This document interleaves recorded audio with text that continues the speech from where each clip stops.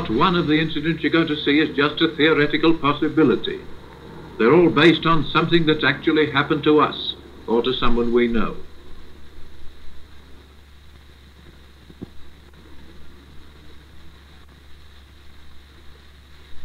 And perhaps the most important thing we've learnt is that road accidents don't just happen to a few black sheep. Here's what a former Scotland Yard chief wrote. Analysis shows that approximately in 15% only of the road accidents involving personal injury is it possible to say that the real cause was dangerous or careless driving. And he goes on to conclude that if all dangerous or careless drivers could be eliminated beforehand, the casualty list wouldn't be reduced by more than 15%. And this isn't just an isolated view. Road safety authorities all over the world are finding much the same. From the USA, it's reported that last year 70% of fatal accidents involved average drivers who'd previously driven many thousands of miles without an accident.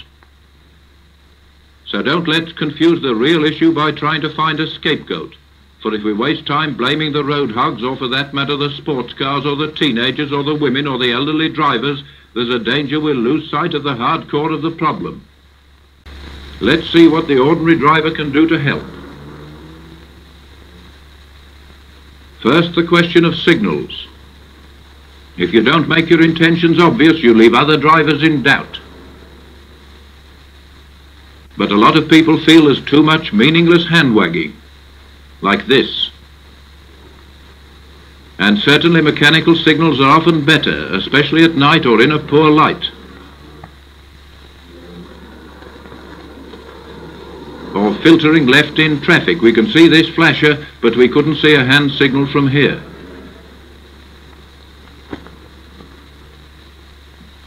But if you do use hand signals, give them properly. Like this for a left turn.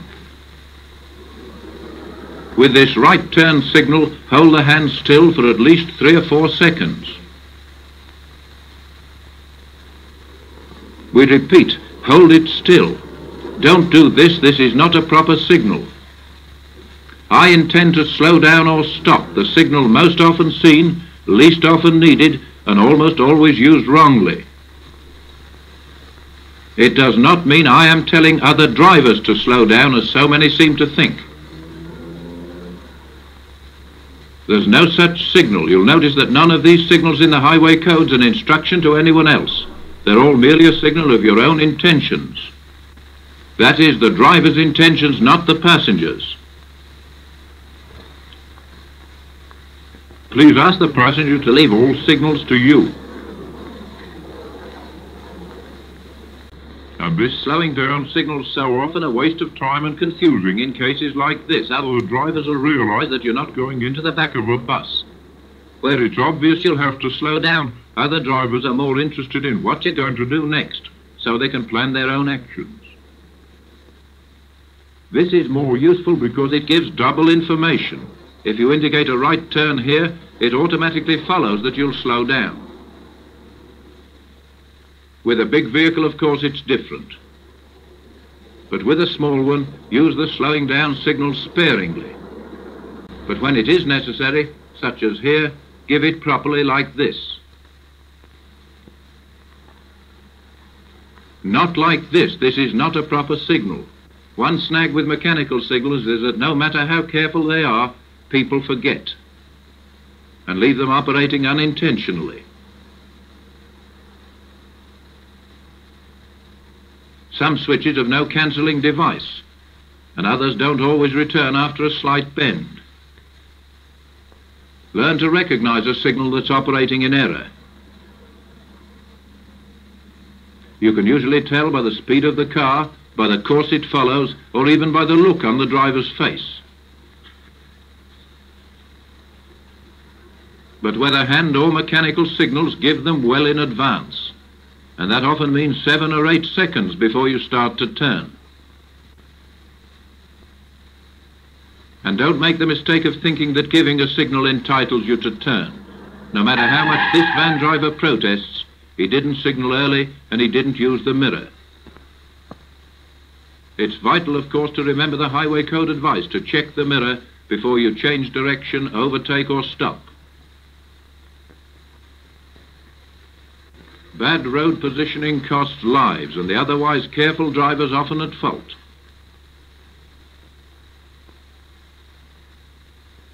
What is the proper position? First, turning right, and most important because the figures show that here's where the accidents happen. Filter well in advance to a position just left of the road centre. And wait here till it's safe, out of the way of both streams.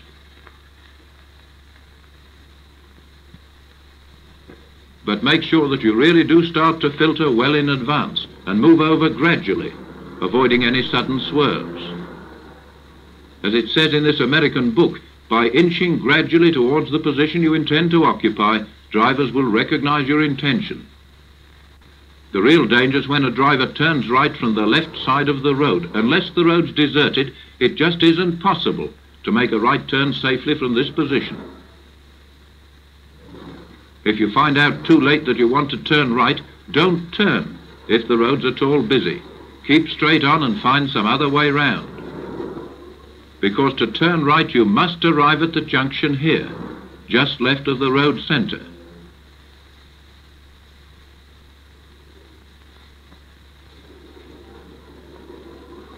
Clearly inviting others to overtake on the near side and making overtaking on the offside uninviting and well-nigh impossible.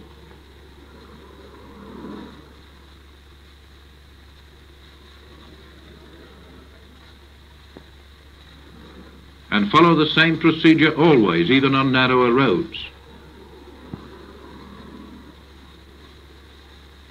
In cases like this, it's sometimes best to wait even slightly over the road centre. It's more considerate because it enables all other traffic to keep moving.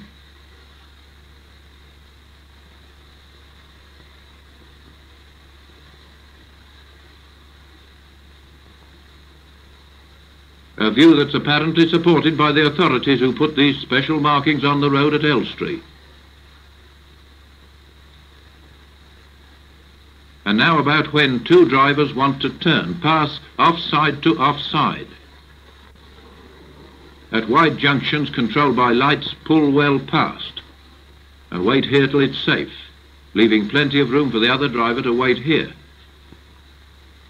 We know this procedure isn't always possible, so we'll go into it more fully in the film Methods of the Experts. And remember that a good position's just as necessary approaching a fork as it is at any other junction. This kind of poor positioning and no signal leaves other drivers in doubt. You can always pick out a good driver by his accurate positioning. You always know exactly what he intends to do.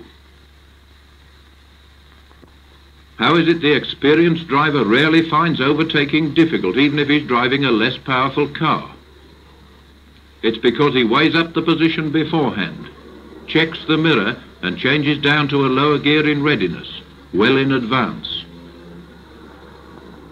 Absolutely ready to get past quickly the instant all's clear.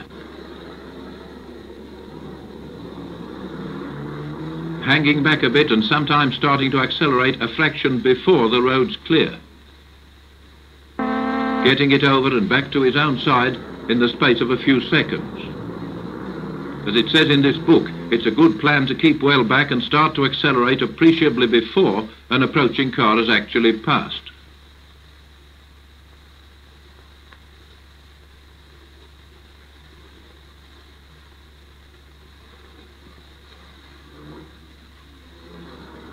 And here's the wrong way. Too close behind and not ready. He should be passing now.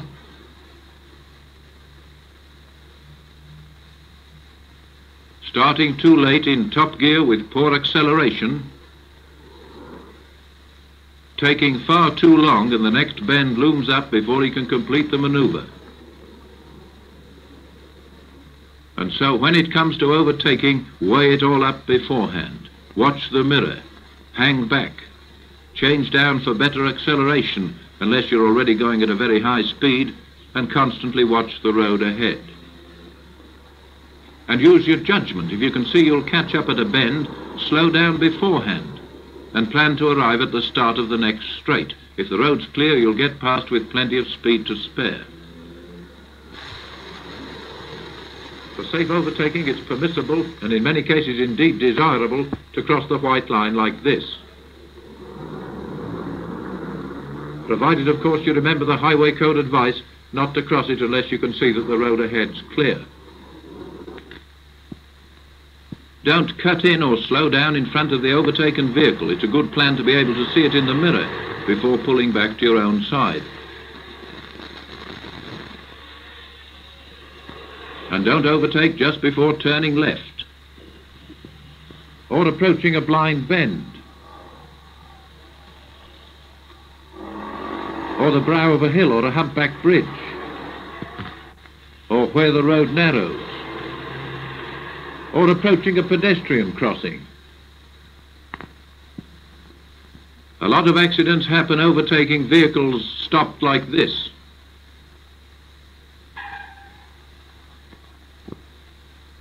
And don't use the wrong half of a busy four-lane road.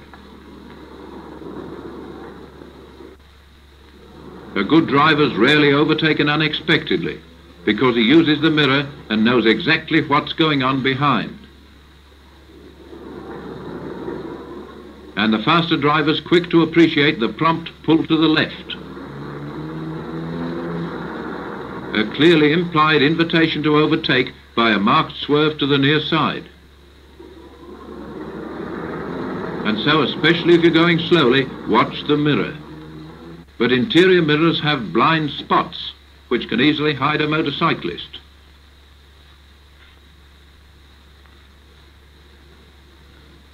For this reason, most experts consider additional outside mirrors essential, preferably the type that aren't easily knocked out of focus. In certain cases, these can be a help in tight reversing.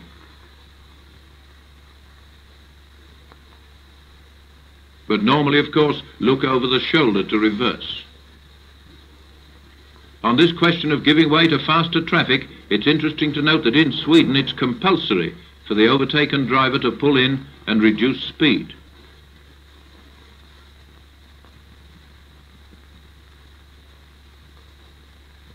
Like this.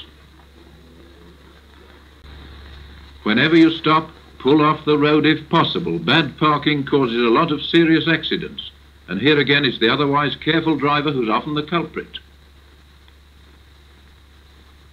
Don't park at a place like this. Or this. If it's humanly possible, pull well clear of the roadway. If there is one, use a proper lay-by or the grass verge. It seems a pity there's so often a high curb,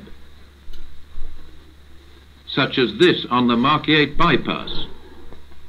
It always seems better to find the verges available, not only for parking but as a way out in emergencies, as on these continental roads.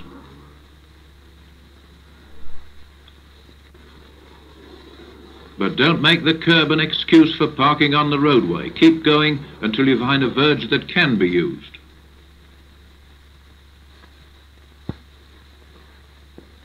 Don't park close to a bend. Here's an actual case where it cost 2 lives.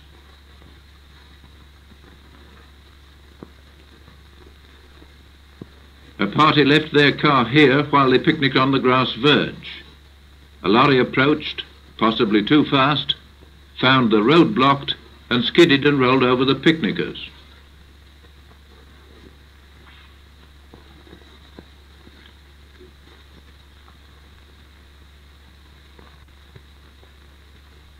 And don't park near a school entrance.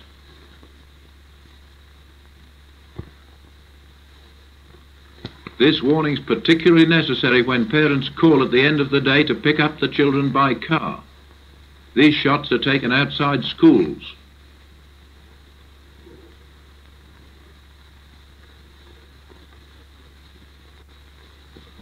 Here's an actual case. The first parents to arrive parked here, making the school entrance dangerously blind. Finally, one parked opposite the entrance.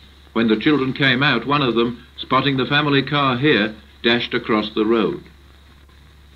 A van approached, possibly too fast in view of the school sign, and of course, due to the parked cars, didn't see the child until it was too late.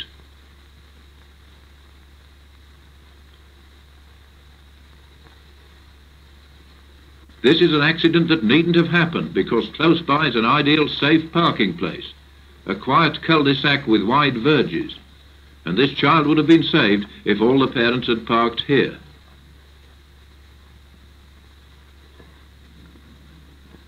But if there isn't a convenient cul-de-sac, park here, well past the entrance and always on the same side of the road. Don't park near the brow of a hill or a humpback bridge, or even a slight undulation on a fast road. If the car breaks down, get it off the road. If the engine fails, put it into low gear and operate the starter. Hard on the battery, but the car must be moved. It's the lesser evil. If you've a puncture, drive slowly to a safer place. Not always good for the tyre, but again it's the lesser evil. This tyre, incidentally, suffered no damage at all.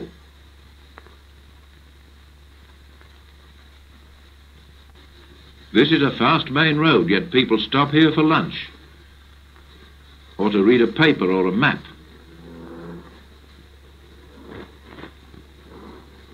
This is where they should be. Even this isn't perfect. It makes the usable road narrower. And don't park by a white line or opposite another vehicle. This is merely inconvenient in towns, but on faster roads it often leads to accidents. In busy city streets, many of these parking rules won't work, so it's largely a matter of applying common sense and respecting the convenience of others.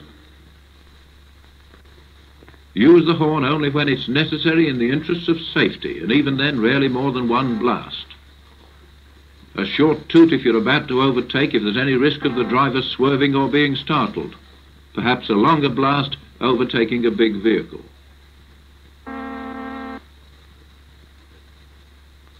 A short warning to a young pedestrian or cyclist, but probably none at all to anyone old or infirm. Generally, it's better to slow down and wait. And never use the horn as a rebuke. A good driver looks after his own driving and leaves rebukes to the police. It'd be intolerable if everyone hooted at junctions and bends. It's better to slow down and keep out of trouble by your own efforts. Remember that in Paris and many other European cities, horn blowing's forbidden, so don't use the horn unnecessarily. But, of course, be ready to use it at once to save an accident.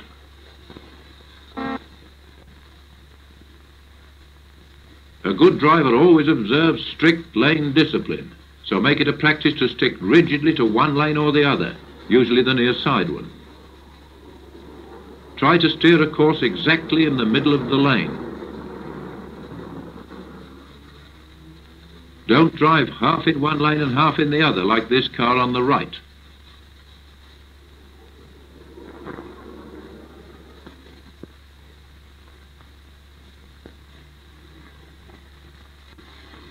Northern drivers get plenty of practice in the Mersey Tunnel, where there's been compulsory lane discipline since 1934.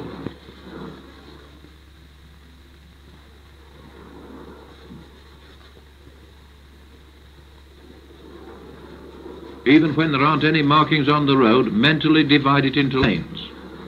In this case, leaving the outer lane for right-turning traffic.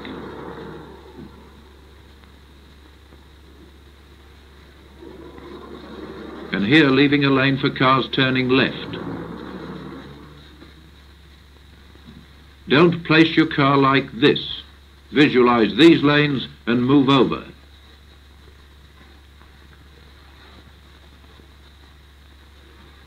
And on a wider road, this holds up following traffic. Once again, picture some lane lines and drive in lane. In busy traffic, if you're in the outer lane, don't follow this course round a bend, forcing the inside lane to slow. Keep to your imaginary lane and there's room for everyone. And mentally rearrange the lanes if the inside queue has to pass a small obstruction, such as a handcart.